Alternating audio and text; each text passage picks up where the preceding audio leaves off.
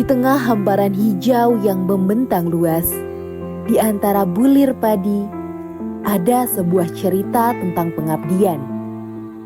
Sebuah cerita tentang perjuangan yang tak pernah pudar terhadap pertanian Indonesia.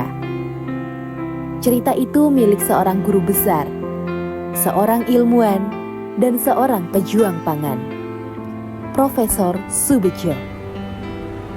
Profesor Soebetjo lahir pada 1 Mei 1972. Telah mengabdikan hidupnya di bidang pertanian dengan semangat dan dedikasi yang luar biasa.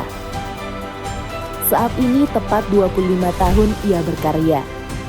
Tidak hanya berperan sebagai guru besar di Fakultas Pertanian Universitas Gadjah Mada UGM, tetapi juga menjadi tenaga ahli atau pakar penyuluh pertanian di tengah para petani di berbagai pelosok negeri.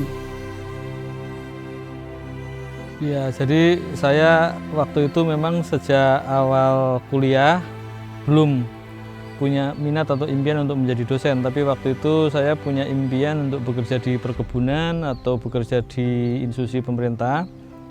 Seiring dengan berjalannya perkuliahan, saya dapat suatu kesempatan di semester 5 menjelang semester 6, yaitu ikut dalam suatu proyek penelitian yang didanai oleh Bappenas, yang itu diinisiasi oleh para dosen senior. Kemudian dari interaksi itu saya merasa punya pengalaman yang sangat baik karena berinteraksi dengan para dosen yang saya kira waktu itu juga relatif berusia muda. Kita punya pengalaman cukup panjang, hampir 1 semester saya melakukan penelitian membantu beliau-beliau, dan saya merasa pekerjaan sebagai peneliti, sebagai dosen nampaknya pekerjaan yang sangat challenging. Kemudian punya kesempatan yang sangat luas untuk melakukan kajian-kajian, kemudian mendampingi masyarakat, menyelesaikan problem-problem masyarakat, sehingga mulai saat itu saya punya minat untuk menekuni atau suatu saat seandainya berkesempatan untuk bisa menjadi dosen. Dan pada akhirnya setelah saya lulus kebetulan memang mendapat semacam saran atau tawaran dari beberapa dosen senior untuk mendaftar di Fakultas Pertanian, sehingga saya realisasikan setelah lulus dari S1 saya langsung mendaftar sebagai asisten dosen. Kemudian 2-3 tahun berikutnya saya menjadi dosen di Fakultas Pertanian UGM. Profesor Soebetjo memulai perjalanan akademiknya di Fakultas Pertanian UGM, tempat ia menimba ilmu dasar pertanian dan menumbuhkan kecintaannya pada dunia agraria. Tekadnya yang kuat untuk mendalami ilmu pertanian membawanya melanjutkan studi di The University of Tokyo, memperdalam keahlian di bidang Agriculture and Research Economics. Karirnya semakin bersinar ketika ia menulis sebuah buku berjudul The Dancing Leader. Buku ini menjadi istimewa karena ditulis bersama para tokoh bangsa dari berbagai latar belakang, bahkan melibatkan Presiden Republik Indonesia ke-7. Melalui buku tersebut, Profesor Soebetjo berhasil menggabungkan perspektif akademis dan pandangan para pengambil kebijakan untuk memperjuangkan kedaulatan pangan yang berkelanjutan di Indonesia. Sejak menulis buku itu saya mulai berinteraksi dengan banyak orang dari berbagai pihak, tidak hanya dari pertanian tapi juga orang politik, orang ekonomi, orang kebudayaan, orang bisnis dan seterusnya, sehingga ini juga menjadi semacam suatu langkah yang sangat baik, sehingga di dalam perkuliahan saya, di dalam riset-riset saya selalu berpikir bahwa kerja-kerja multidisiplin, kerja-kerja lintas bidang, kerja-kerja dengan jaringan yang luas menjadi penting, dan ini terbawa sampai sekarang. Jadi ketika saya kuliah pun saya mencoba menyampaikan satu isu tidak hanya dari perspektif satu bidang tapi biasanya agak luas, dan mahasiswa nampaknya juga sangat senang, mungkin lebih senang daripada saya ajari teori. Saya ceritakan misalnya kasus-kasus riset di lapangan, dan tentu awal dari buku itu sangat menginspirasi, dan ini terus saya pertahankan tentu dengan cara-cara yang lain, melalui riset saya, melalui tulisan-tulisan saya di jurnal maupun di publikasi-publikasi non-ilmiah yang lain.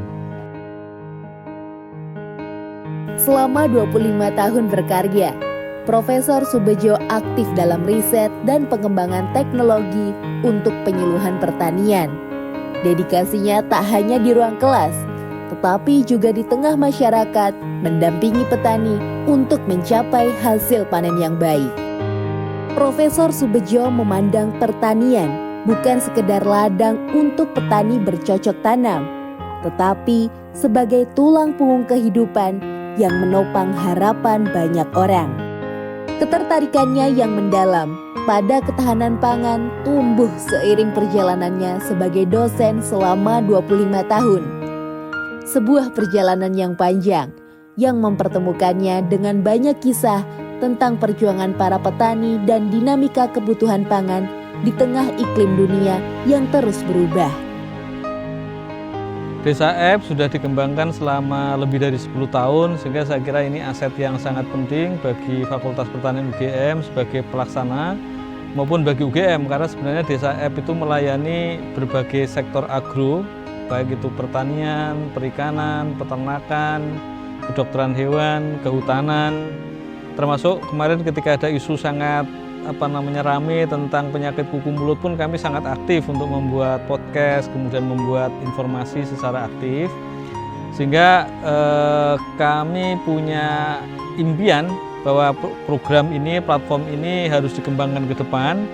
Bahkan kalau perlu diversifikasi produk nanti harus dilakukan. Kita punya basis website, basis Android, kemudian kita juga punya podcast kecil melalui kanal pengetahuan fakultas, yang kami harapkan nanti menunya akan semakin banyak. Kalau sekarang memang sangat dominan di aspek pertanian dan perikanan, tapi saya kira kita harus memperluas berbagai isu karena problem-problem di Indonesia kan di sektor agro sangat komprehensif, sehingga nanti menu-menu yang ada di aplikasi itu mestinya mencakup agro dalam arti luas. Karena memang tidak bisa dipisahkan, misalnya seorang petani punya sawah, punya tanaman, punya ikan, punya ternak, punya kayu misalnya, sehingga tentu nanti Desa Apps harus menjawab semua problem itu, tidak hanya problem di tanaman pangan, tapi mestinya juga problem-problem yang sangat luas.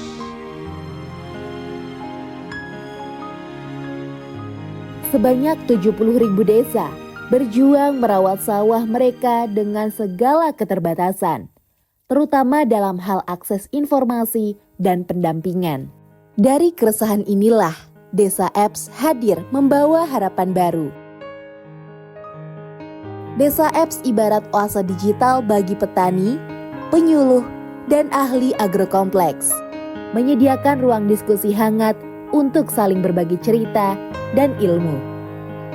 Dari merancang pola tanam, merawat bibit, hingga memanen dan mengevaluasi hasil, semua disajikan secara simpel dan langsung bisa dipraktekkan. Dengan Desa Apps, para petani tak lagi merasa sendiri.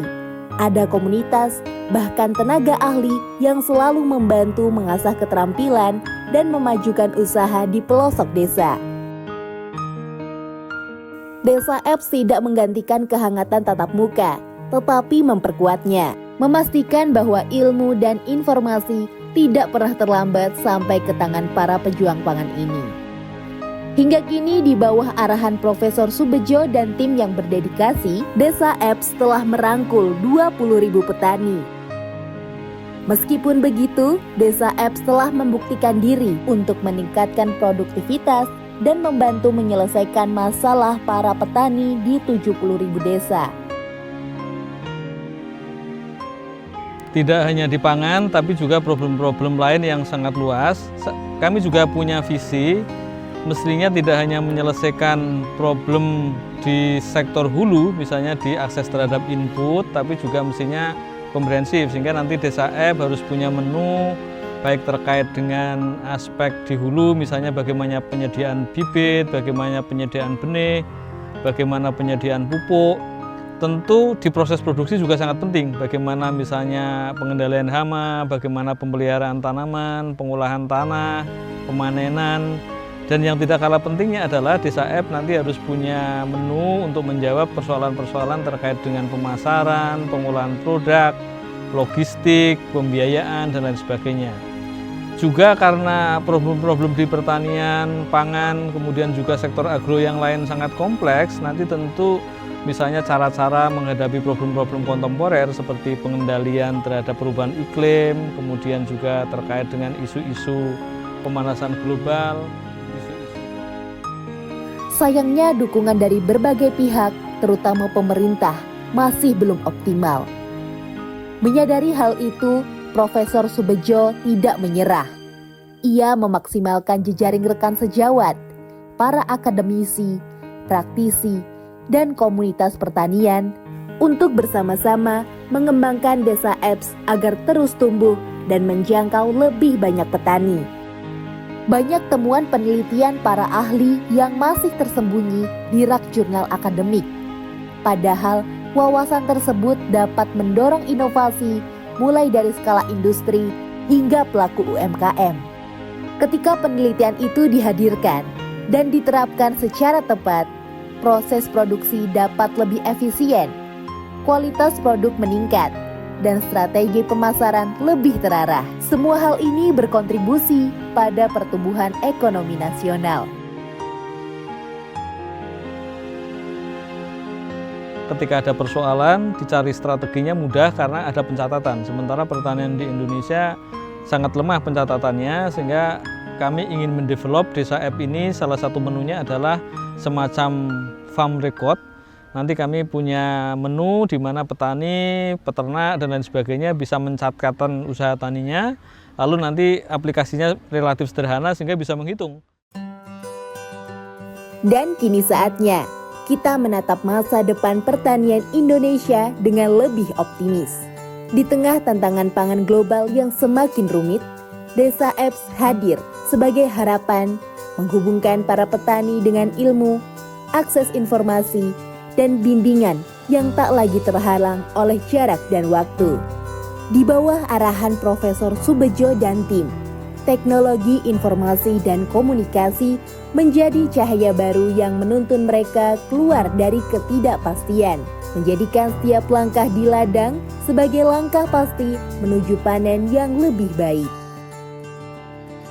Dengan adanya kolaborasi dan kerjasama dari akademisi melahirkan Desa Apps, tentunya kami sebagai petani sangat terbantu karena di sana kami diberikan wadah untuk bisa berdiskusi, baik dijawab langsung oleh akademisi melalui dosen-dosen ahli dan juga dari petani langsung yang sudah bertahun-tahun mungkin praktek. Jadi apalagi saya sebagai petani muda sangat terbantu dengan adanya aplikasi tersebut. Ini sebuah titik balik pertanian di Indonesia. Bersama Desa Apps, Indonesia bergerak menuju pertanian yang lebih cerdas, lebih kuat, dan lebih sejahtera. Masa depan itu sedang kita bangun bersama-sama dari hari ini.